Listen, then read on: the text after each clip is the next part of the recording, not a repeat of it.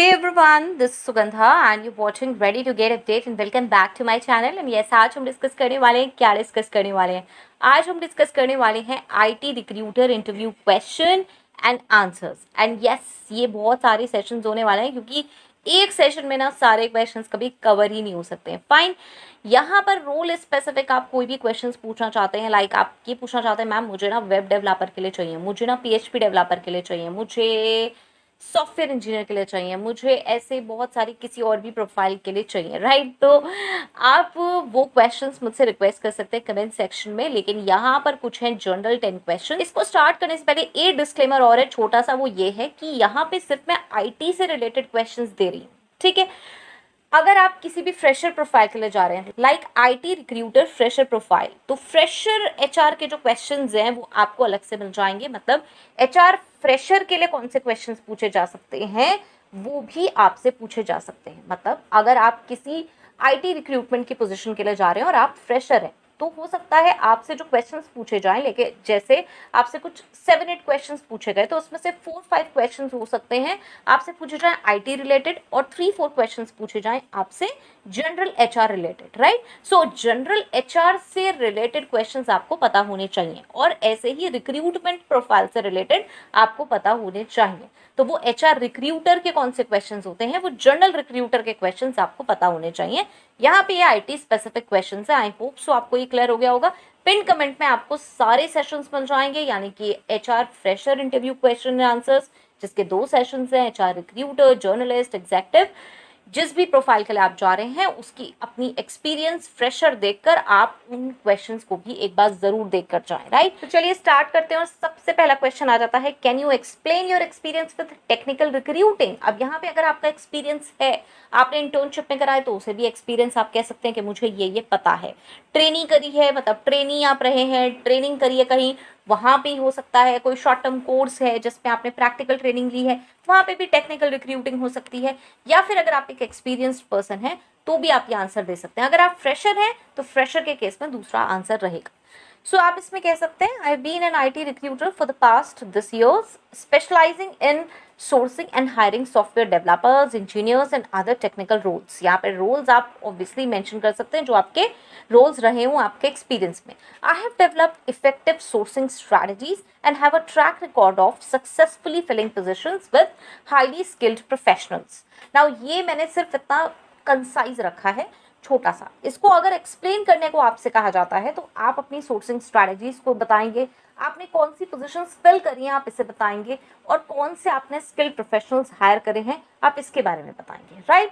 अगर आप फ्रेशर हैं तो क्या आंसर रहेगा, इसमें आप कह सकते हैं I am a recent graduate और I am a recent post graduate और आई एम अ ग्रेजुएट अगर आप रीसेंट नहीं है, with a passion for technology and a keen interest in technical recruiting. While I don't have direct experience in technical recruiting, I have been actively involved in campus activities that involved talent acquisition and coordination. During my studies, I took part in organizing tech events and career fairs where I learned the importance of identifying and engaging with potential candidates. Now again, अगर आपने ये सब नहीं करा है तो आपको ये मेंशन करना होगा कि आपको ये एक्सपीरियंस कहाँ से मिला है, राइट। आपको कुछ तो होगी प्रैक्टिकल नॉलेज, जहाँ पे आप मेंशन कर सकते हैं कोई भी ऑनलाइन सोर्सेज जहाँ से आपने आईटी रिक्रूटमेंट के बारे में नॉलेज ली है, okay.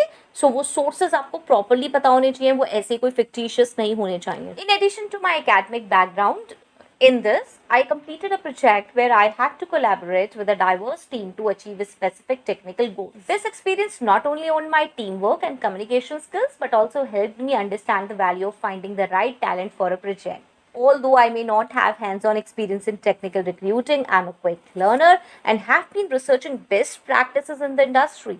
I'm confident that my enthusiasm for technology combined with my strong communication and problem-solving abilities will enable me to excel in technical recruiting and contribute to the success of your team.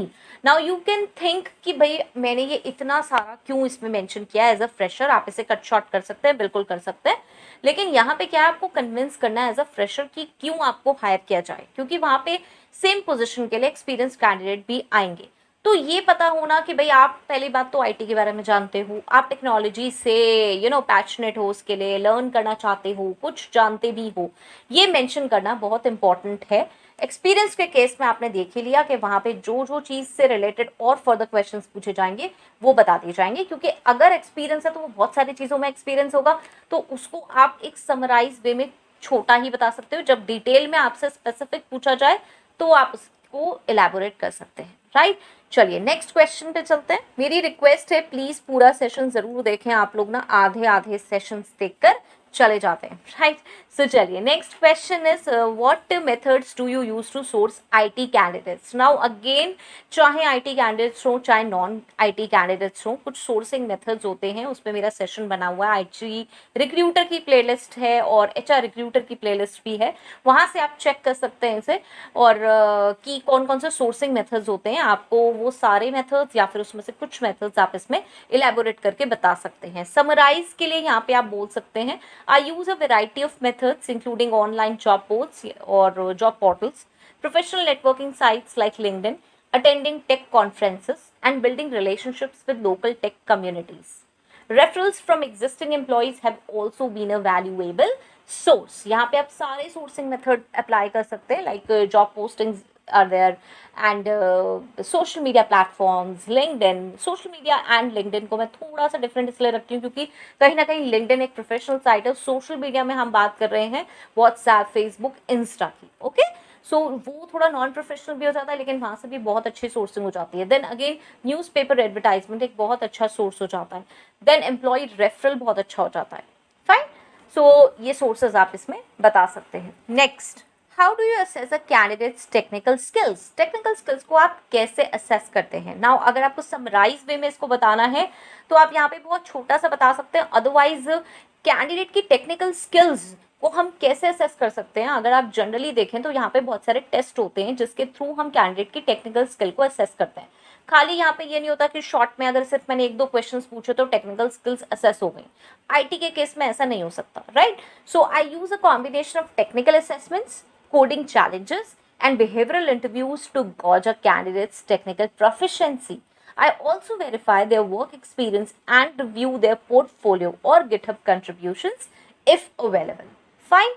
So यहाँ पे क्या आपके coding challenges रहते हैं, क्या technical assessments रहते हैं, क्या बिहेवियरल इंटरव्यूज रहते हैं, ये आपको समझना होगा। मीन्स कौन कौन से टेक्निकल असेसमेंट्स हम देते हैं, कौन कौन से स्किल टेस्ट हम देते हैं उन्हें, जिससे हम क्वालिफाई करते हैं किसी भी आईटी कैंडिडेट को।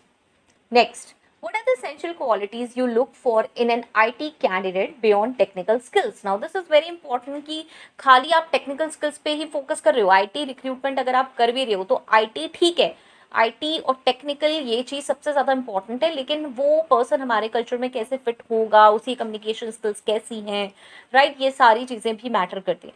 So, apart from technical expertise, I look for candidates who demonstrate strong problem solving abilities, excellent communication skills, a willingness to learn and adapt, and the ability to work well in a team. ये बहुत important है। अगर team में काम ही नहीं कर पा रहे हैं तो कैसे काम कर पाएंगे। प्रॉब्लम सॉल्विंग स्किल्स नहीं है, हर चीज़ के लिए आप मेरे पास ही आ रहे हो, अपने आप से कुछ भी सॉल्व करने को रेडी नहीं हो और लर्न कुछ भी नहीं करना चाहते, ऐसे कैंडिडेट बहुत ही प्रॉब्लमैटिक रहेंगे। Fine. So next question, how do you approach a passive candidate who isn't actively looking for a new job. Now this is very interesting. मैंने पैसिव कैंडिडेट्स को कैसे सोर्स करते हैं इसके लिए प्रॉपर सेशन बनाया हुआ है, आप उसे चेक कर सकते हैं एचआर रिक्रूटर की प्लेलिस्ट में। आप इसे आंसर ऐसे कर सकते हैं। Now see, approaching passive candidates requires a thoughtful and personalized approach. यही हमने अपने सेशन में डिस्कस किया। When I come across a talented individual who isn't actively seeking new opportunities, I see it as an opportunity to showcase the exciting prospects our organization can offer them. Passive candidates कौन से candidates होते हैं? वो candidates जो कि actively jobs नहीं देख रहे हैं, उन्हें अभी jobs नहीं चाहिए, लेकिन क्या होगा अगर हमारी organization में उन्हें कुछ ऐसी चीज़ें मिलेंगी, उन्हें कुछ ऐसी चीज़ें दिखेंगी कि इनका सिस्टम अच्छा है, आगे के प्लान्स अच्छे हैं, ग्रोथ मुझे अच्छी मिल सकती है, तो वो इंटरेस्टेड हो सकते हैं आगे लॉन्ग टर्म में, अभी नहीं होंगे, राइट। सो मुझे क्या करना पड़ेगा, मुझे पहले उस कैंडिडेट की प्रॉपर रिसर्च करनी पड़ेगी, उसी के हिसाब से जो मेरे यहाँ चीज़ें उससे लिंक होती हैं, जो मेरी कंपनी की स्ट्रेंथ्स हैं, मैं उसको हाईलाइट उनके सामने करूँगी और जिससे कि उनका इंटरेस्ट डेवलप होगा, right. So first and foremost I conduct thorough research to understand the candidates background, skills and interest. This information helps me tailor my message to demonstrate how their expertise aligns perfectly with our organization's goals and the specific role we have available. Okay मैं अभी के लिए भी approach कर सकती हूँ, और ये भी हो सकता है कि फ्यूचर में वो कैंडिडेट टर्न अप हो जाए, आज ना हो, लेकिन मुझे क्या करना है, पैसिव कैंडिडेट से ना एक नेटवर्किंग क्रिएट करनी है, मुझे रिलेशनशिप्स बिल्ड करने हैं, right. So in my initial contact I focus on building a genuine connection. I acknowledge their accomplishments. I aim to make the conversation more about them and their career aspirations rather than a direct job pitch. मतलब मैं खाली direct अपनी job के बारे में बात करने लगूं कि ये वैकेंसी ऐसा है. इससे बेटर कि पहले मैंने उसकी रिसर्च करी, उसे क्या पसंद है, उसकी स्किल्स, उसकी क्वालिफिकेशंस को एनालाइज करके उसके बारे में बात करना, उसकी एक्सपर्टीज को देख. I highlight the unique opportunities and challenges our organization is currently facing, as well as the potential for personal and professional growth within our team. Emphasizing our positive work culture and the exciting projects we are involved in help to create their interest. Okay, respecting their current employment situation is paramount. I understand that a passive candidate may be hesitant to consider new opportunities. Therefore, I always express my willingness to have a confidential conversation at their convenience, ensuring their privacy and comfort throughout the process, right? So, this is like, इसे आप elaborate कर सकते हो या फिर आप इसे थोड़ा सा मेंशन कर सकते हो कि बेसिकली ब्रांड बिल्डिंग इंपॉर्टेंट है एंड मैं उसी पे ही सबसे पहले फोकस करूँगा. फाइन, चलिए नेक्स्ट क्वेश्चन देखते हैं. Tell me about a time when you had to reject a candidate. How do you handle it? Now this is a very practical situation. जब हमें किसी कैंडिडेट को रिजेक्ट करना होता है और हम उसे क्या बोले हमें समझ नहीं आता, right. So rejection is always difficult but it's essential to provide constructive feedback. I ensured that I conveyed the decision respectfully, emphasizing that it wasn't a reflection of their skills, but rather a mismatch for the current role. I encouraged them to apply for future opportunities. Now see, यहाँ पे ये question ऐसे पूछा जा रहा है कि आप कैसे रिजेक्ट करते हो कैंडिडेट को, ठीक है, या मतलब पीछे टाइम आपसे पूछा जा रहा है. अगर आप फ्रेशर हैं तो आपसे पूछा जाएगा तो आप यही क्वेश्चन ऐसे बता सकते हैं कि मैं ऐसा करूँगा, कि रिजेक्शन डिफिकल्ट होता है और हमें कंस्ट्रक्टिव फीडबैक देना चाहिए एंड डिसीजन हमें रिस्पेक्टफुली देना चाहिए, एम्फेसाइज करके कि मिसमैच किस वजह से है करंट रोल में, ठीक है, और एनकरेज करें उन्हें फ्यूचर अपॉर्चुनिटीज के लिए. फाइन, तो मतलब ये आप फ्रेशर और एक्सपीरियंस दोनों के केस में ऐसे बता सकते हैं. Next is, how do you handle the challenge of meeting diversity and inclusion goals in the hiring process. Now again diversity and inclusion बहुत ही ज़्यादा हॉट टॉपिक बन चुका है आजकल इंडस्ट्री में, एंड मैंने एक सेशन भी बनाया है इस पर. Diversity and inclusion human resource series की प्लेलिस्ट में मिल जाएगा, पिन कमेंट में भी मैं डाल दूंगी. नहीं मिलता है तो प्लीज़ मुझे आप कमेंट सेक्शन में पूछ सकते हैं, मतलब मांग सकते हैं, राइट. सो चलिए, I proactively work to source candidates from diverse backgrounds and underrepresented groups. I collaborate with hiring managers to create unbiased job descriptions and ensure an inclusive interview process that focuses on skills and potential. Now see, क्या हो रहा है यहाँ पर कि आपको ये sessions इसलिए देखने पड़ेंगे, समझने पड़ेंगे, चाहे आप मेरे यहाँ से ना समझे, कहीं और से समझें, क्योंकि क्या है कि ये तो एक छोटा सा आंसर है. इससे रिलेटेड और क्वेश्चंस अगर आपसे पूछा जाएंगे और अगर आप डाइवर्सिटी एंड इंक्लूजन को सही से नहीं समझते हैं तो वहाँ पे डिफिकल्टी आएगी, राइट. सो प्लीज़ इसे ऐसे ना समझे कि रट के आपको ये रट्टू तोते की तरह क्वेश्चन आंसर्स जाने और बस वहाँ काम बन जाएगा, क्योंकि अगर आप सिलेक्ट भी हो जाते हैं उसके बाद आपको बहुत सारी डिफिकल्टीज आएंगी अगर आपको इन टर्म्स के बारे में नहीं पता. फाइनली आप हायर करने वाले हैं कैंडिडेट्स को, और अगर आप इन चीज़ों को खुद ही नहीं जानते हैं तो कैसे हायर करेंगे, राइट. सो चलिए नेक्स्ट क्वेश्चन देखते हैं.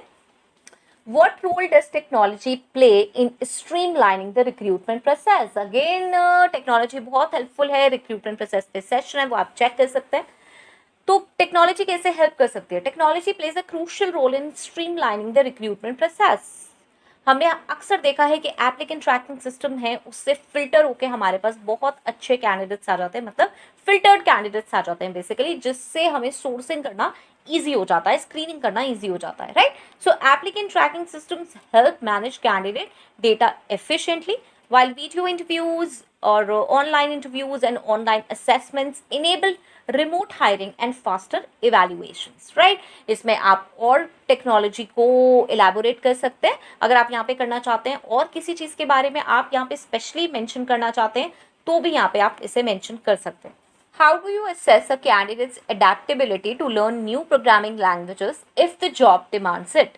नाउ सी, अगर किसी भी न्यू प्रोग्रामिंग लैंग्वेज को सीखना है किसी कैंडिडेट को, तो उसमें कुछ बेसिक चीज़ें होनी चाहिए। उसे फंडामेंटल्स प्रॉपर्ली आने चाहिए प्रोग्रामिंग्स के, उसके बाद उसकी लॉजिकल थिंकिंग सही होनी चाहिए और problem solving abilities, right. So I focus on the candidates problem solving abilities, logical thinking, and overall programming fundamentals. These core skills are transferable across languages, and a candidate who excels in these areas can often adapt quickly to new languages. Now see, ये कोई ऐसे रटे रटाए question answers नहीं है कि आपको यही जाके बोलने हैं वहाँ पे। आप इसमें अपनी क्रिएटिविटी, अपनी इनोवेशन अप्लाई कर सकते हैं, और जो आपको इसमें लैंग्वेज ड्राफ्ट करनी है वो कर सकते हैं। जो चेंजेस करने आपको लगता है नहीं यार इसमें मुझे ये भी मेंशन करना चाहिए, प्लीज़ आप बिल्कुल कर सकते हैं। ये सिर्फ एक आइडिया के लिए है कि कैसे क्वेश्चंस होते हैं और उनके आंसर्स आप किस टाइप के दे सकते हैं। Okay, next, explain your understanding of the differences between statically typed and dynamically typed programming languages. Okay, so statically typed languages require variable types to be declared explicitly before compilation, while dynamically typed languages infer variable types during runtime. Examples of statically typed languages include Java and C++, while Python and JavaScript are dynamically typed languages. Okay, so this was last slide, and ये एक session में cover करने बहुत difficult है। इसके बाद मैं profile related भी लेकर आऊँगी, एंड प्लीज़ आप मुझे बताएं कि किस प्रोफाइल से रिलेटेड आप IT रिक्रूटर में क्वेश्चंस चाहते हैं, तो वो क्वेश्चंस आ जाएंगे, राइट। एंड ये हेल्पफुल है तो भी ज़रूर बताएं, और प्लीज़ प्लेलिस्ट हैं पिन कमेंट में, वो सारे सेशन ज़रूर देख लें। IT रिक्रूटर की कॉलिंग स्क्रिप्ट है और कुछ प्रोफाइल डिस्कशंस भी हैं, तो वो भी आप चेक कर सकते हैं, राइट। सो अगर हेल्पफुल है मुझे ज़रूर बताएं। So till next video, all the very best, stay happy, stay safe, thanks for watching, bye bye.